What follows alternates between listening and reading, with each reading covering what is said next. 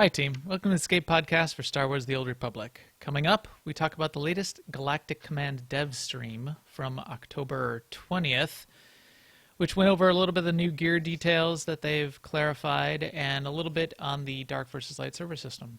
But first, some game and AIE Guild news. Our broadcast Ask Mech today is EPC 166.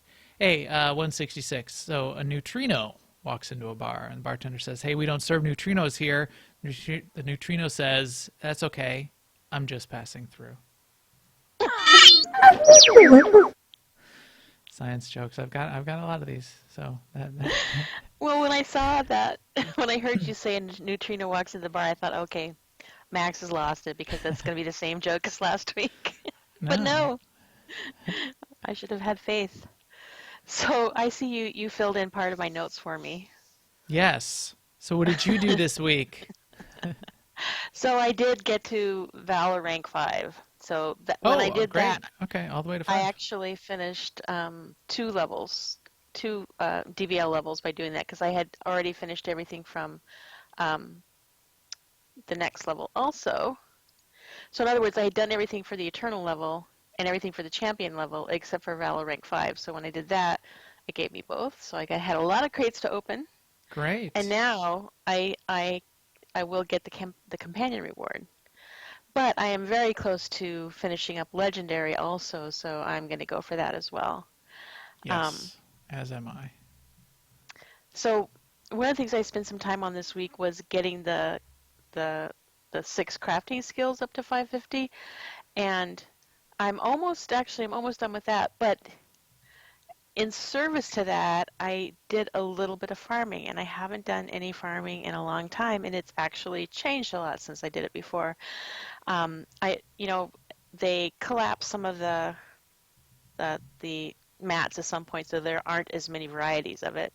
And because of changing the zones a little bit, different levels of mats are on different planets than they used to be in some ways. But I found it's really fun to farm now because even on planets where the nodes are kind of famously scarce, each node drops a lot more stuff. So like I would hit one node and I would get like 6 Electrum and 8 Polyplast or something like that. So it wasn't Right.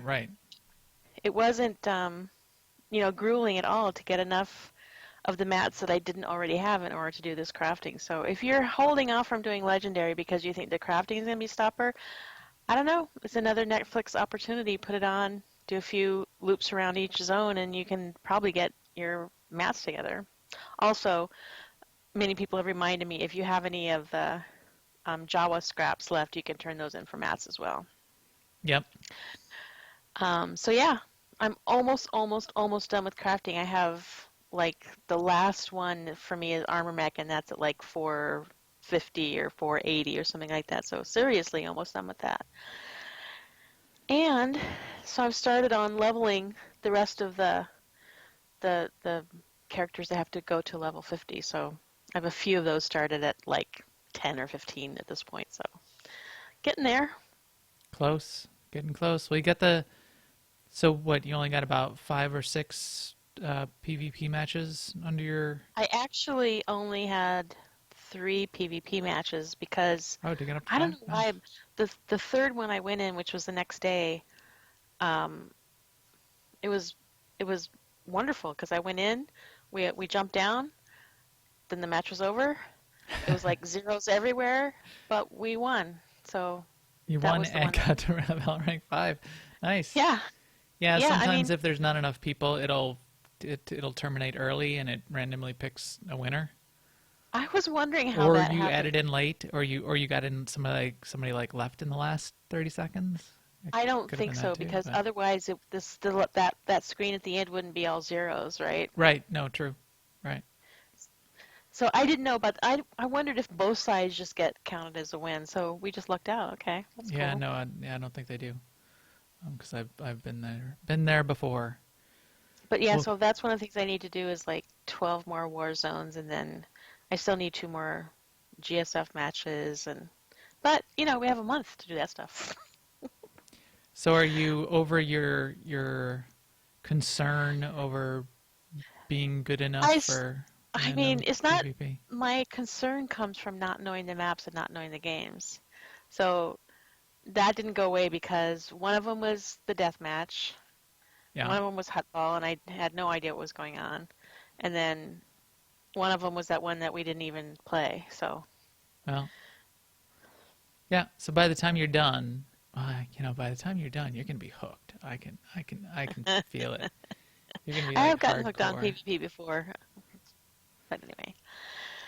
So that's where I am on DVL. So it's been pretty fun getting everything, seeing it all come together. And a couple of people mentioned in the guild that they hadn't really planned to do legendary because in the beginning it seemed just so insane. But that as you get closer, and we've been having fun running the hard modes and stuff, as you get closer, it just seems more and more doable. So yeah, and it's isn't it bounty contract week this week?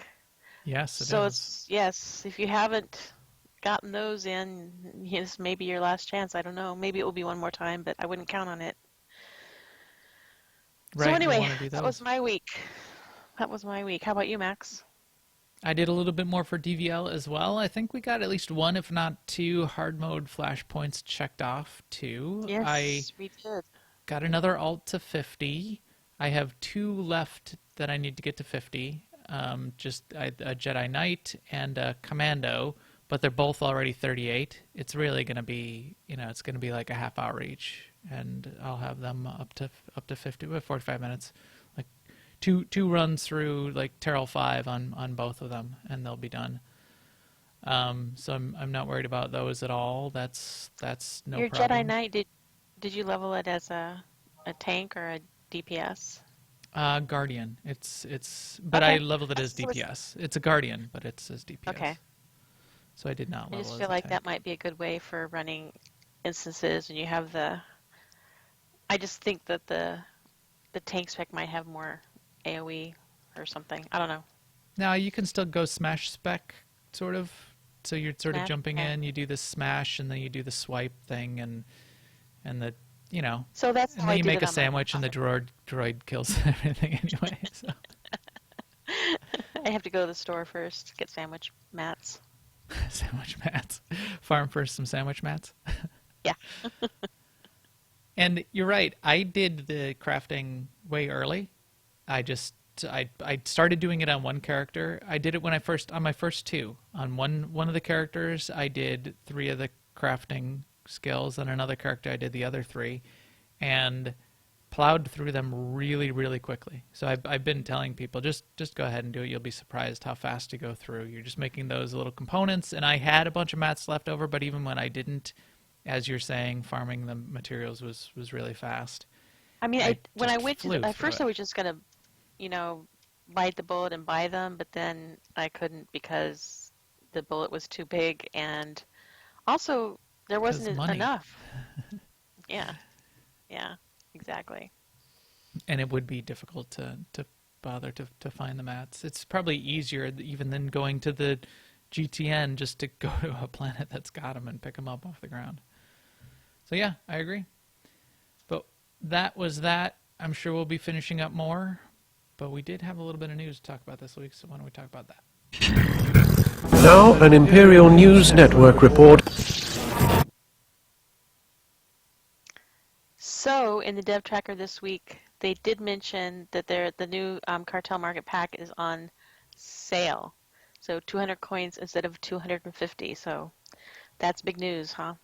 Apparently, I don't know why that warranted special posts in the forums from Eric and whatnot, but yes. So there's that. We also got a note that the Warzone cosmetic items on the vendors will no longer cost Warzone commendations because they're coming out of the game, but they will still be around. They will cost credits instead of Warzone commendations, but those cosmetic items, and so that's like the extra hilts you might get or some of the other stuff that you were buying for Warzone commendations, they will have a Valor rank requirement. They are still soliciting community feedback on what that Valor rank requirement should be for some of those items. So if you have an opinion on that, you might want to jump in there. I did a lot of grinding of Valor back in the day when it mattered, because you used to need Valor rank in order to wear some of the gear back in the old days. That went away for a long time, so people may not have paid attention to their Valor for quite a while. You may need to pay attention to it a little bit more again, because it will both be a requirement, I believe, for those cosmetic items, and I believe, I'll have to confirm, but I think it may be a requirement for ranked war zones in 5.0 as well.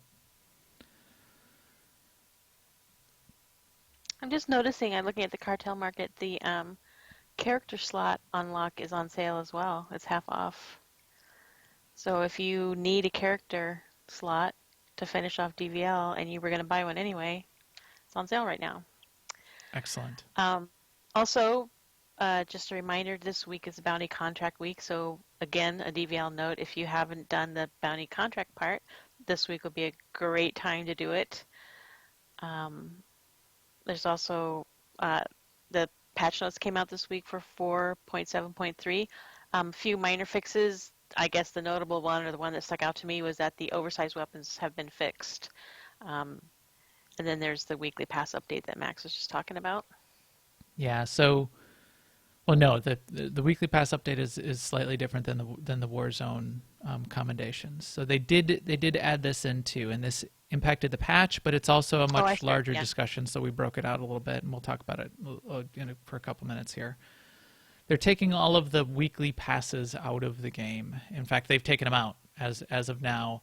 They've they've taken them out of the cartel market so far, and they've made them bind on pickup in your inventory.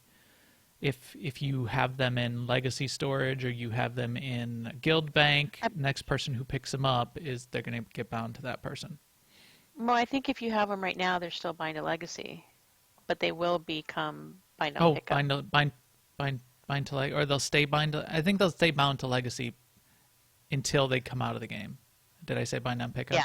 Yeah, you did. But you won't be able to sell them or trade them, which is a little bit of an issue. Right. So this includes things like the weekly Ops Pass. It includes the weekly Warzone Pass. It includes the weekly Flashpoint Pass and GSF passes.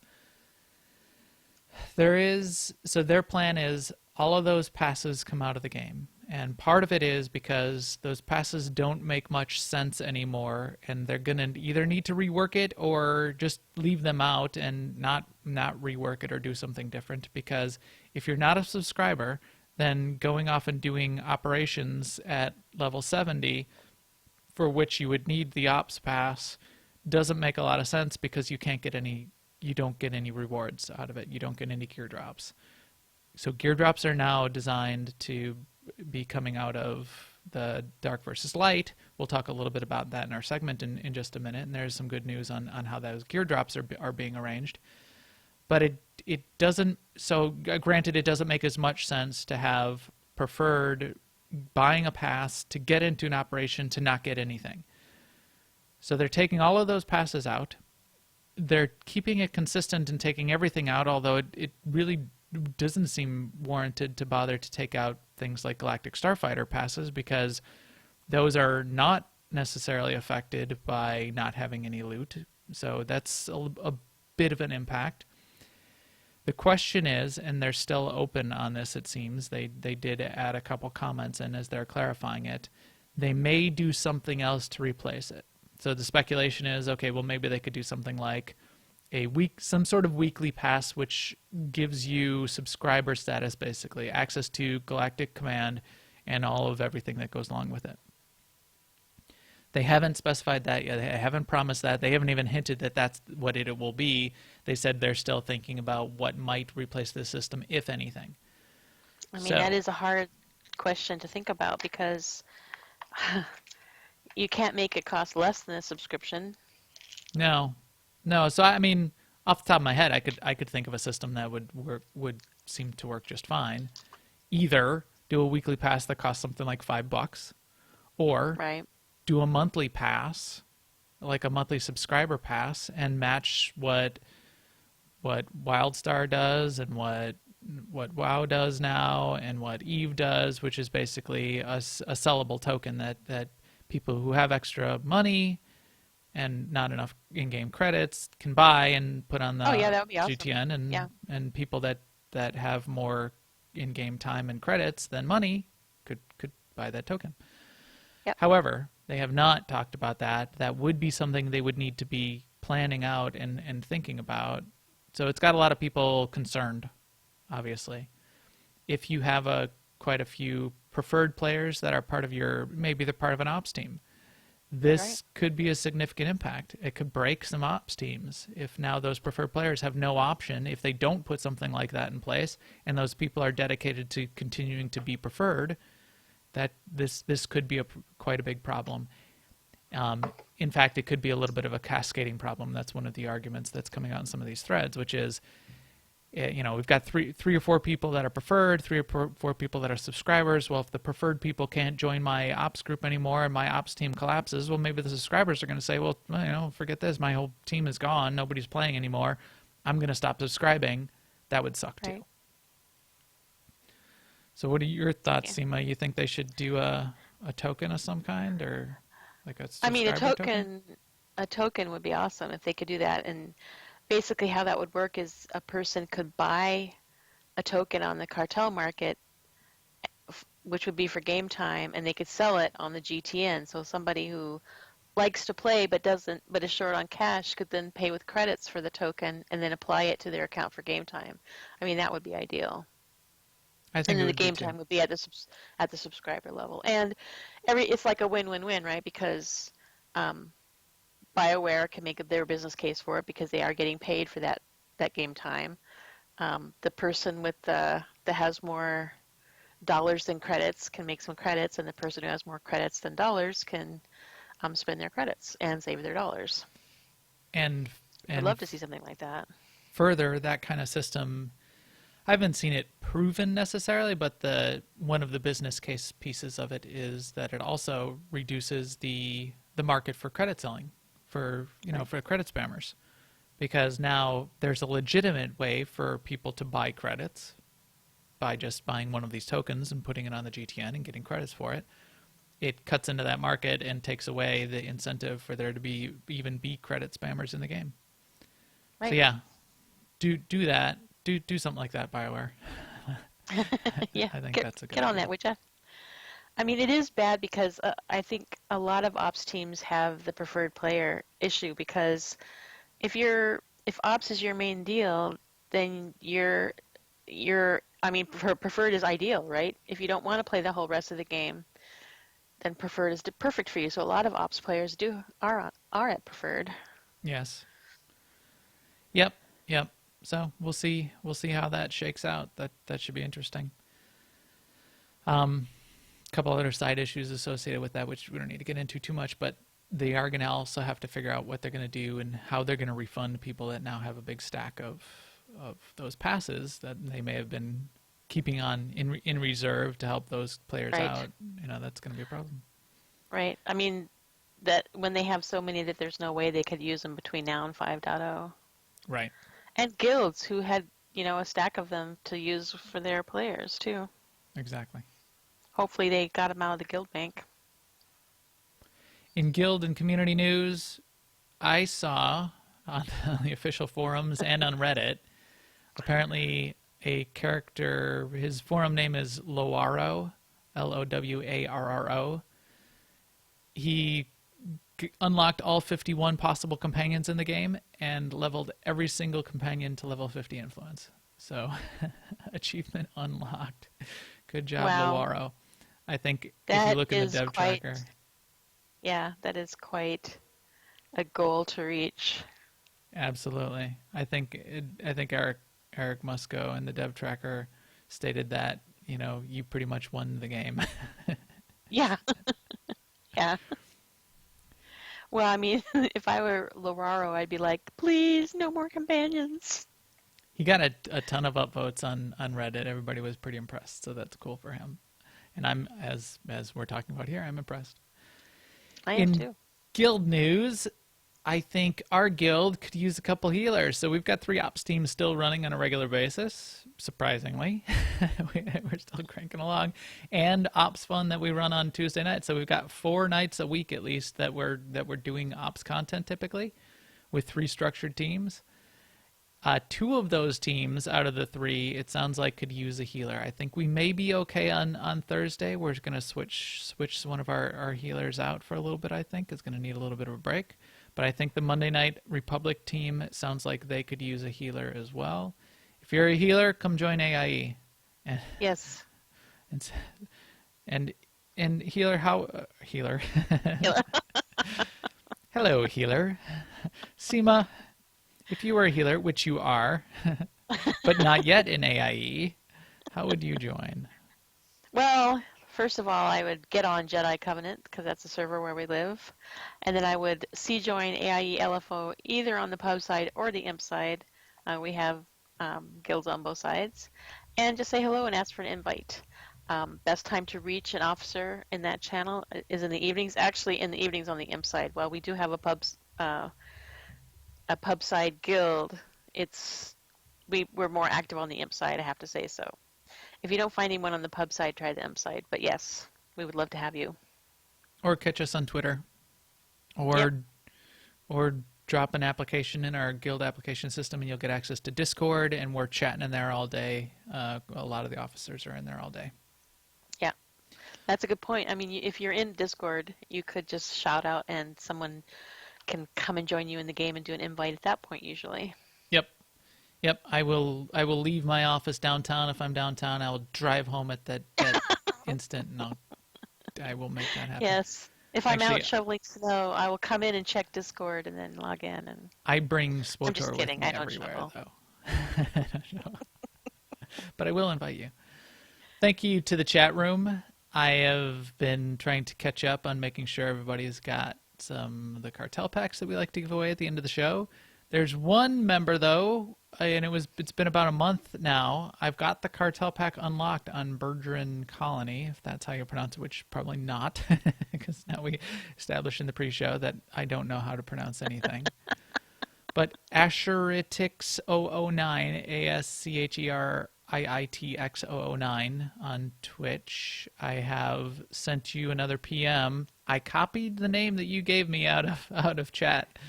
And that character does not exist on Bergeron Colony on Imperial. So give me your character, PM me, and we'll finally get you that cartel pack that's now about a month overdue. And with that, I think we can get into some of our future talk for the segment. Difficult to see. Always in motion is the future. Yes. Future is always in motion, and it was even more in motion this week with them clarifying and changing some of their thoughts around some of the things that they announced even just a few days before. So they did a dev stream on Monday, and we talked about that last week. They did a dev stream on Thursday, and they're going to do another one this Thursday. So they're keeping them going, which is nice, because it's about time we're getting some detailed information on this, especially since people are chomping at the bit to give feedback. People did give a little bit of feedback on what they heard on Monday about Galactic Command and how gear would work. So that's I think that was pretty interesting, and so that's how they kicked off the stream. So they talked about the RNG boxes and Galactic Command, and they clarified a couple points in there that I really liked. So maybe we'll start with discussing that. But then they also talked a little bit about the promotions and then a little bit of a deeper overview into how the dark versus light part of the new system is all going to work too.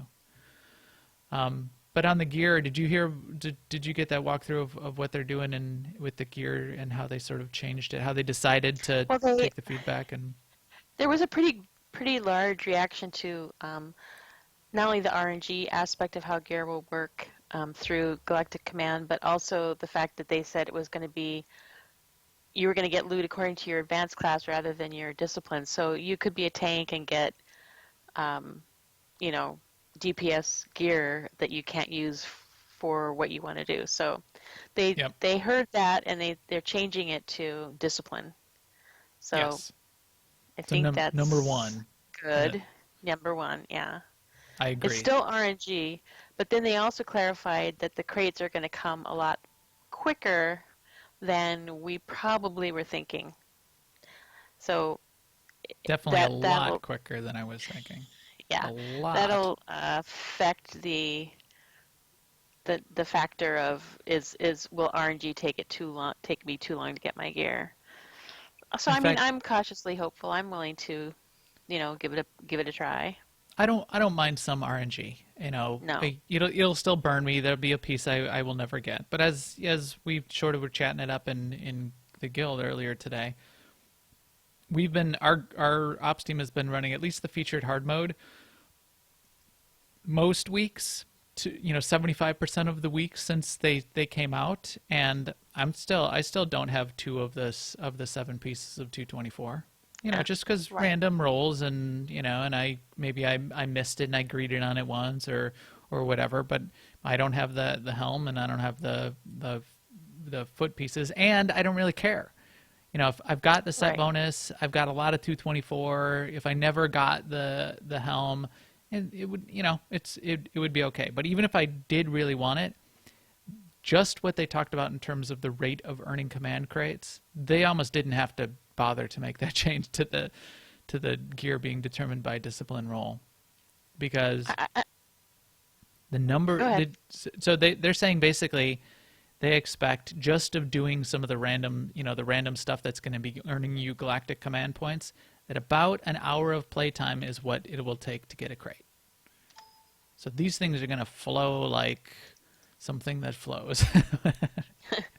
I heard one of the Blizzard devs talking about RNG Yeah. as a mechanism for gearing a couple weeks back, and he was pointing out that for him and for why they use it, the surprise factor of getting something that you want from RNG is bigger than if you just build up a bunch of tokens and then go buy it.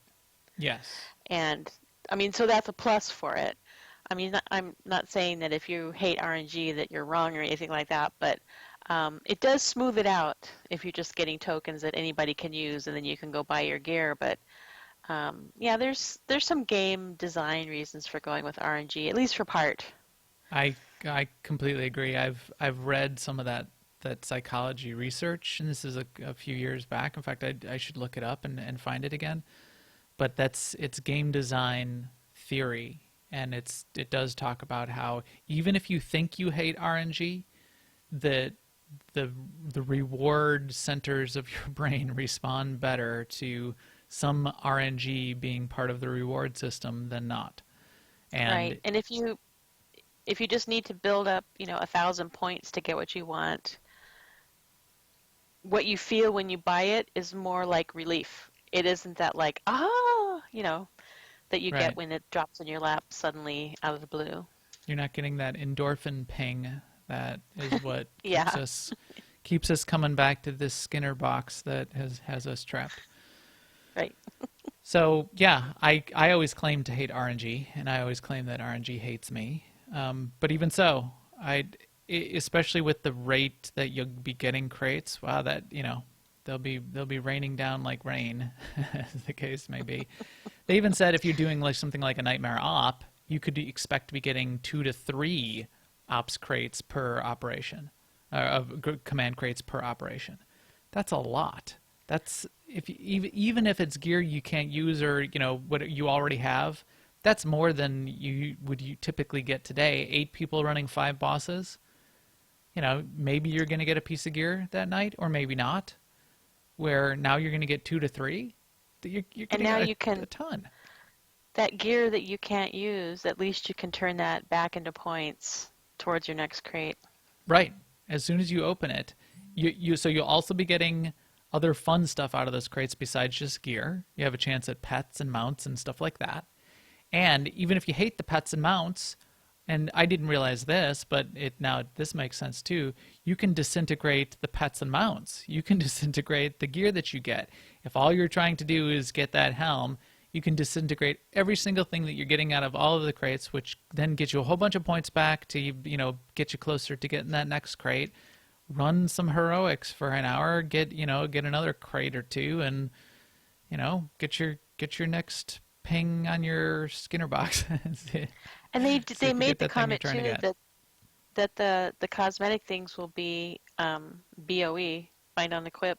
So that implies that those pets and mounts might be tradable, which typically, I mean, some are, some aren't, but I mean, so that's another thing. You can use your points to make credits if you like. So there were people doing some of the statistical math of, on average, how many crates would it take to get the full set of, 14 items or, whatever you're trying to get in general. And depending on how you did it, whether it was by discipline or by advanced class, it was coming out between 50 and 90 crates to potentially have like the 95% chance of getting everything. You never have 100%. That's not how the statistics work. In fact, it's all much more complicated than that if you're actually doing the math. But 50 to, even 50 crates, there'll be people that will have a full set, within like 3 days. Of everything they want out of command crates. They will be done in 3 days. I almost think this is too much. But if people aren't assuaged by this, it would only be because they have a guttural hatred of RNG, which they're people are you can have that hatred. I'm not going to tell you can't hate RNG. As I said, I've claimed to hate RNG in the past, but Well, so there's people that. who prefer order abhor chaos, and RNG feels like chaos. So I totally get it if you don't like RNG. Yep. Yep. All right. So enough on that. I was satisfied with that, and you all can sort of decide whether or not you're satisfied, or wait and see, or rage and rage quit right now because you hate it and you hate everybody. They also threw up a couple slides. They threw up. No, they didn't throw up. They put up a couple slides and reminded us of the rewards that we should be getting. So if you're listening to this podcast right now, you must be subscribed by the recording of this podcast to be getting that Shea Vizsla companion. I am subscribed. Are you subscribed, Seema? Did you double check? Yes, I am. No, I didn't double check. I even But I'm double able to checked log my in. kid's account. I had my kid's account that wasn't being used very often set to preferred, and I subbed it up to get Shea Vizsla. To get Shay. To get Well, there Shea you go. Vizsla. I don't care about any other stuff. But if I have to roll, I have a couple extra characters over in that account, and my daughter plays that account on occasion, so we will have Shea Vizsla on all of the accounts. And then when my son has his account, he'll have Shea Vizsla on that account too. So Shea Vizsla, and then they showed the artwork of the Recon Walker, and remember you get early access. So that's all well and good. Then they reminded us of all of the things that come with Galactic Command, and I think we talked about all of this last week, didn't we? Yeah. Was there anything? Yeah. No, I don't think anything different in this. The different part and the fun part that was interesting, and I got a couple fun things out of, was this whole dark versus light. So you watched it? Did you watch the stream live? Because I didn't watch it live. Yeah. All right, so why don't you kick us off? I watched it, not live, but I watched it as a VOD. Oh, okay. So pretty yeah. pretty close. If you go on Twitch, you can still see. You can experience the pleasure of seeing the chat room because Twitch has added in the recorded version of the chat comments, and you can see people expressing their hatred for RNG for about the first 10-15 minutes. I think they gave away like 175 Walker mounts, and Yeah, they did. Yeah. so They're so crazy about that too. He's like, well, let's give away one. No, I guess I'll give away 3. And then Ben goes, no, it's our 5th anniversary. Give away 5. And yes. So kick us off on this Dark V Light, because it did sound pretty interesting. Yeah. So basically, everything. I mean, what you'll be able to do is toggle. You'll be able to choose whether you want your activities to count toward dark side or light side. So it's no longer just the conversations in quests and flashpoints and stuff. So once you do that, then the server will go either all those points that you do in any activity that you do, then count towards that title. And you can click it back and forth if you want. You don't have to like stay for any amount of time, they said. And then the points that you and everybody garner by doing any kind of activity will count towards light or dark for your server. And whenever you get on your server to light or dark 5, then you go into a victory state on that server. And that's kind of the part of the rundown. If you are on the side that didn't win, the losing side, then you get some advantages towards the next time. So it's not like it's going to be light side all the time if the server is naturally gravitates towards light side. They have some variety built in through that mechanism.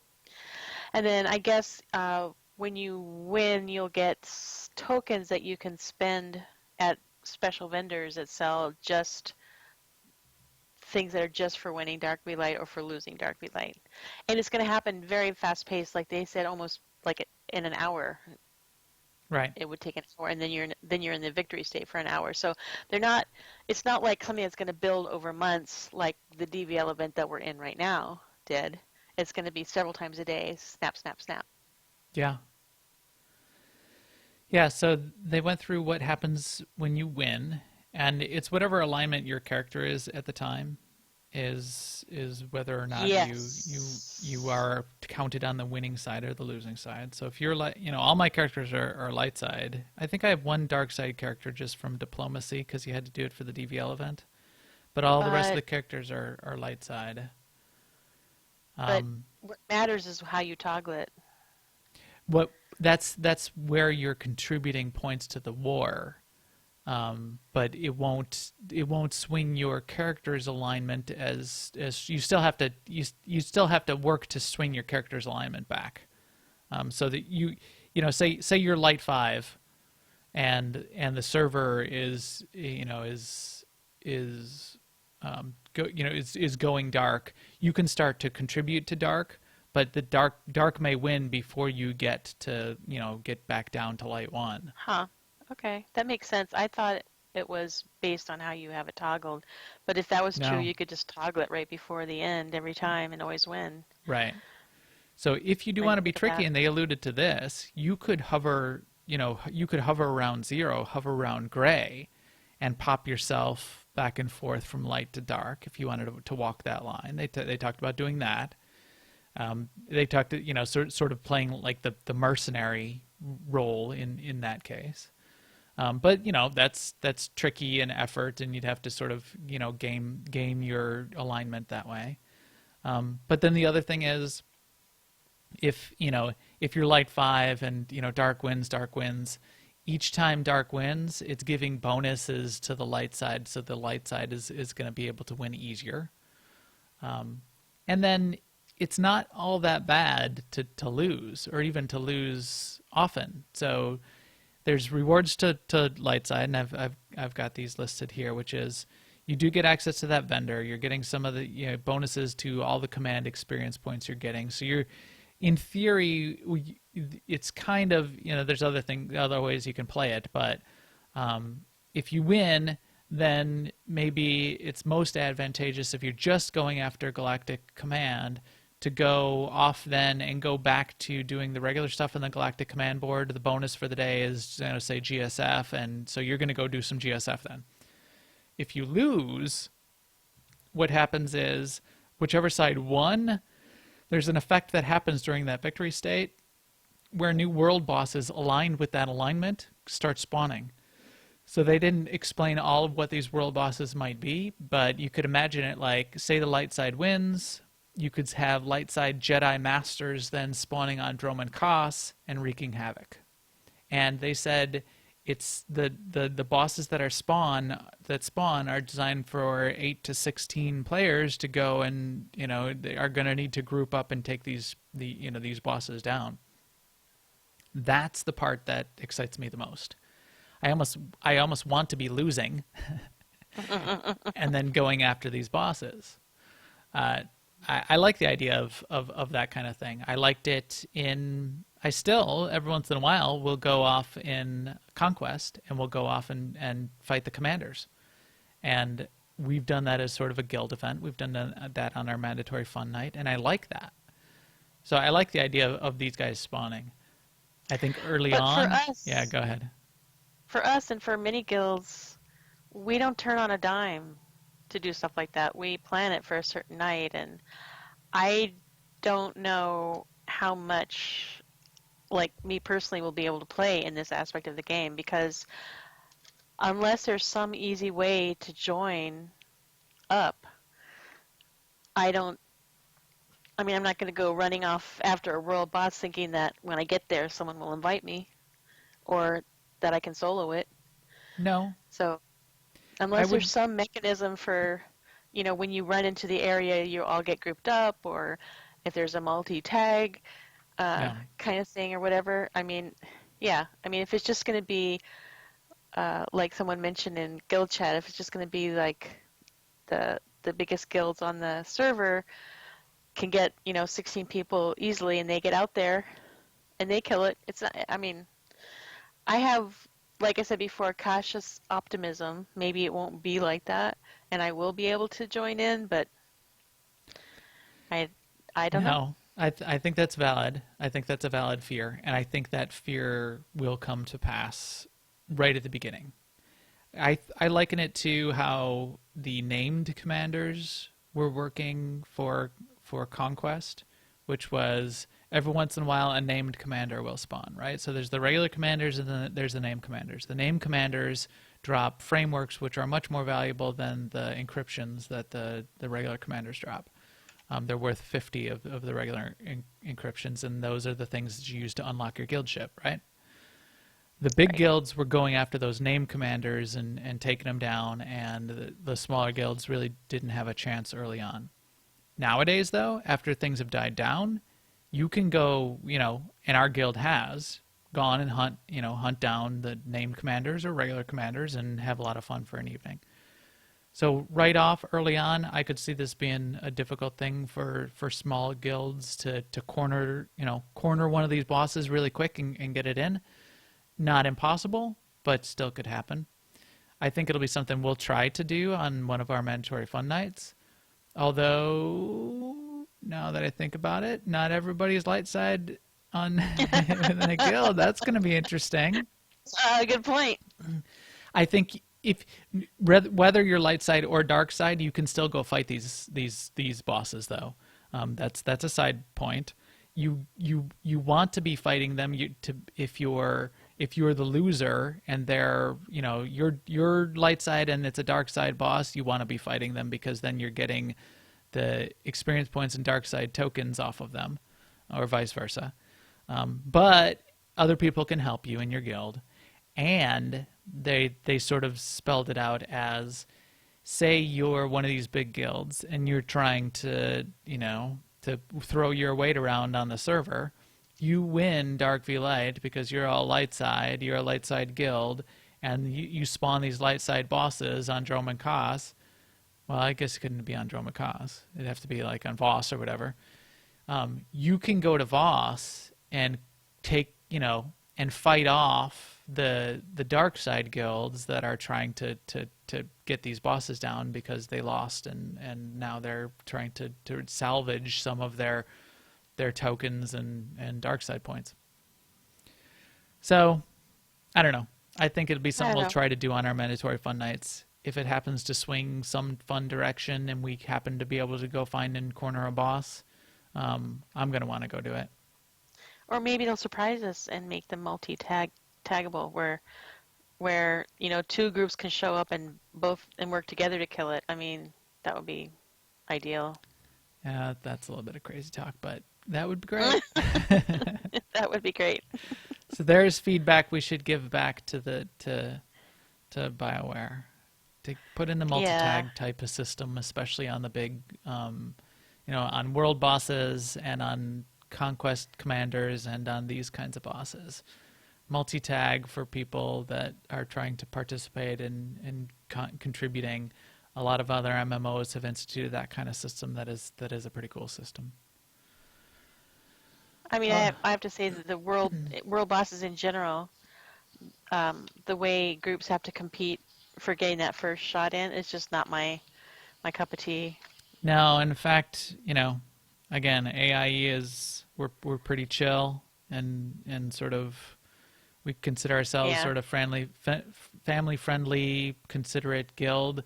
We've walked away multiple times. Right. We're doing a guild world boss night. We get there and there's only 3 or 4, and we have our group of 16 ready to go. But if we've done that multiple times where we see some other guilds starting to gather up, and we'll go, hey, /salute. We'll see. Go ahead, guys. I see you're here to kill the boss. We'll try to find another map, or we'll go find something else to do. That's fine. Right. Not everybody will do that, and I'm sure there'll be some fights around some of these bosses, and some of that's intended. Right, and that's fine for some too. people that is the fun of it. It's the competition. Yeah. They like that. Yeah. And if you're on a PvP server, then do it. Definitely do it. That's what you're there for, and I like that too. But yeah, especially if it's pals we know or the guilds we know, we're going to be considerate. But that's okay. We'll get our shot when things die down, which they inevitably will. Or we'll be quick on the draw and we'll get some going. All right. So that was this dev stream. Any other sort of highlights out of the dev stream that you heard or that excited you out of this one? Because we got a whole bunch of more of these dev streams coming up that are looking pretty good. Well, I mean, they keep mentioning mounts and pets, so I'm interested in where those are coming from. I mean, are they going to be? I'm interested in them. I want to say, are they going to? Yes. Well, they said it's not going to be. I totally lost my thought right there, but they said it's not going to be the same ones that drop in ops, right? So word on the street is that AIE is in a lot of games, right? And SEMA plays other games from time to time. Yeah. And turns out SEMA is a pet master in other places in the MMO multiverse. Boy, I do enjoy me a pet or two. Wish list of what BioWare should be working on. Some sort of pet battle, enhanced pet collection system, Petopia, Petapalooza, Pet Zoo.